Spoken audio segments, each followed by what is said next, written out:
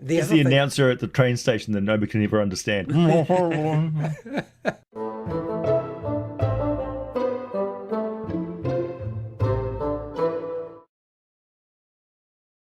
Hi, welcome to How to D&D. My name is Fred Wheeler, and today I want to talk about Dungeons and Dragons. And this is a Dungeon Master Roundtable discussion where I have a bunch of guests who are going to help me because I couldn't possibly do this alone. And we're going to answer the question of how do you make your Gibbering Mouther more fun and interesting in your Dungeons and Dragons game. But before we do that, can everybody introduce themselves, please? Hello, my name's AJ Pickett. I have a channel on YouTube, and it's all about D&D lore. My name is Byron Durop. I have a channel, Dungeon Masterpiece. I just started it and teaches you how to draw history from literature, history, cinema, and video games to make your D&D games better. How's it going? No Fun Allowed, and I'm here to make your game worse. So you got to watch the both of us to have that sweet middle line there. Got to cancel each other out. Seriously? You want that? That's what you want? You sure? Absolutely. Absolutely. If a Gibbering Mouther is an eldritch horror, then you have to play into the eldritch horror, right? So what if there's an NPC who doesn't know that he's being assaulted by a Gibbering Mouther? And every time this particular nobleman goes into his family's mausoleum or into his crypt, he experiences what he believes is the pained howls and hauntings of his deceased relatives. However, it's just a Gibbering Mouther driving him mad, and this causes him to do all kinds of ridiculous and obscene things throughout his hold. The players then have to figure out what's going on. Because ending his life won't get rid of the Gibbering Mouther, and his next of kin just has the same problems in his place. I think I could lean in toward the idea of a Gibbering Mouther that's intelligent, it's self-aware, it knows, and it feeds off the fact that it drives people insane. It doesn't need to eat other people. It's already got 1,000 other mouths. What's it need another one for? What it needs is sentience. It needs to grow. It's consuming, and it's slowly, picking people off in the streets or trying to worm its way into people's hearts and minds. I think you can definitely lean in toward a true creepy horror side of things there. What about you, AJ? There's another role-playing system that's very old called Palladium, and they had a title called Beyond the Supernatural, which was like a modern supernatural sort of thing with low-grade sort of supernatural stuff, and it was a little bit Call of Cthulhu. And there was a creature in it called the Boscala, and what it did was it stole it absorbed people like the blob, right? So you touch this thing and it starts to absorb you and eat you, and then your head will pop up as one of this Boscala's heads for days later, screaming and hunting for more. And the more people it absorbs, the bigger it gets. So the Gibbering Mouther for me has always been a nightmarish amalgamation.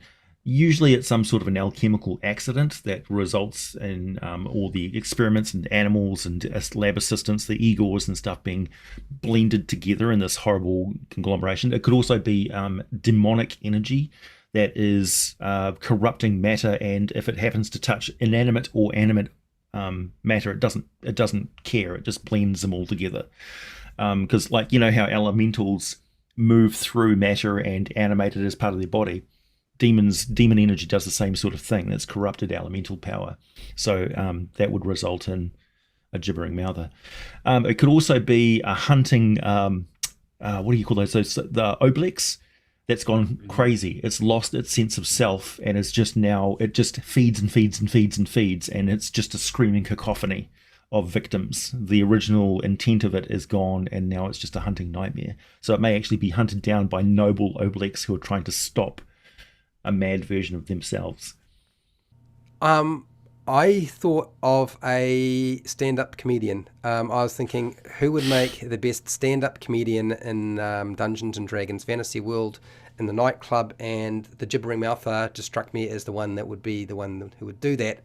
And I know that sounds really, really bizarre. I'm thinking intelligent and probably Probably kind of the sort of gibbering mouther that does a lot of swearing. I'm thinking like a collection of Jim Carrey, Eddie Murphy with the swearing, by the way, and then a few other comedians sort of tied in there to sort of make it all work. Since there's multiple mouths, they could even, the gibbering mouther can probably play the heckler and the comedian at the same time without too much trouble, frankly. And He's the announcer at the train station that nobody can ever understand. Dear. And I'm thinking, what else could you use a gibbering mouther for? And I'm thinking they make a pretty good garbage disposal, right? Yeah, bartender. Yeah. Or if you've got like a if you've got one of those rubbish dumps, and you've got to get rid of all that rubbish, instead of it being landfill, you just feed it to your gibbering mouther. It just gets bigger and bigger and bigger. Of course, eventually there'll be a day that it decides to sort of go somewhere else since it runs out of rubbish, and then that'll be probably the end of you. But till that day comes, it eats pretty much everything, doesn't it? Yeah, it spits out corruption and acid blobs and stuff like that. It's basically chaos in a oozy form. I quite like the idea of it being a test subject in it started out as something else, like a green slime or something innocent, and it's just being fed potions and things like that by some experimenting alchemist who's like, what does this do? It's like, oh. Crossover SCP Foundation stuff. Yeah, it was originally a troll, Yeah. I'm thinking now of a gibbering mouther that's a therapist. So it's like sitting on the couch and you go up and you describe your problems, and then you got 1,000 voices just like telling you like how to improve your life and stuff. I think. What if it was the reverse, and it was a gibbering mouth that was trying to cure itself and actually managing to do so? The more victims it sort of spreads its chaos to, your players are the therapist. Yeah, like, oh, it's a goblin. It's got self-identity problems. You have to work through those issues. Yeah, what's its pronouns? Oh no. And the only other thing I could think of was Whoopi Goldberg. She did was it Sister Act, a movie called Sister Act, and then Sister Act 2, and I could just see her singing, and then the chorus section is the gibbering mouther doing the follow-up backup to a famous band or singer. And I thought, a backup to Whoopi Goldberg would be pretty much right on the money. That was just my sort of... Well, you don't want to heckle that stage performer. No, they will eat you. Just spit acid at your table. So those are our ideas about how you could use the gibbering mouther in your Dungeons & Dragons game. I don't know if you'll be able to use any of these. I'm sure you'll be able to use some of the other ideas that have been provided, probably not mine. But let us know down in the comments what your ideas are. And hey, till next time, keep rolling those 20s.